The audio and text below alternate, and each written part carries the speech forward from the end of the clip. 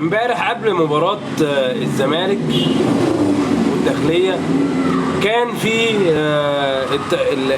التشكيل نزل، يعني كان فتوح موجود وعبد الله جمعة احتياطي. لما الماتش بدأ لقينا ان عبد الله جمعة وفتوح مش موجودين وان محمد عبد الشافي هو اللي بدأ.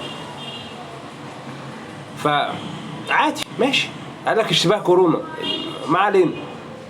خلص الماتش والزمالك اتعادل، طلع ضاضة قال لك دي لعيبه محششين وانا هعمل لهم تحليل ومش عارف ايه وهمشيهم، واللعيبه دي كانوا محششين وشاربين حشيش ومش عارف ايه. وانا ولما عرفوا ان في تحليل منشطات مشيوا. مبدئيا اللعيبه ما بتشربش حشيش، بس اللعيبه دي بتاخد منشطات، ملهاش حل تاني. هو لو اللعيب ما بياخدش منشطات كان قاعد وخدوا منه العينه والدنيا جميله، صح؟ لكن اللعيبه دي بتاخد منشطات. لا لما يعني مثلا انا دلوقتي خدت مثلا دواء من ورا الدكتور بتاعي،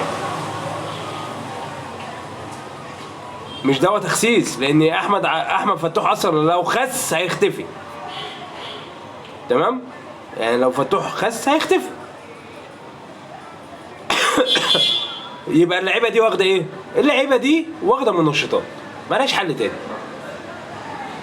رخر تبص على فتوح تلاقيه ايه؟ زي عصفوره في الملعب، طياره طلقه.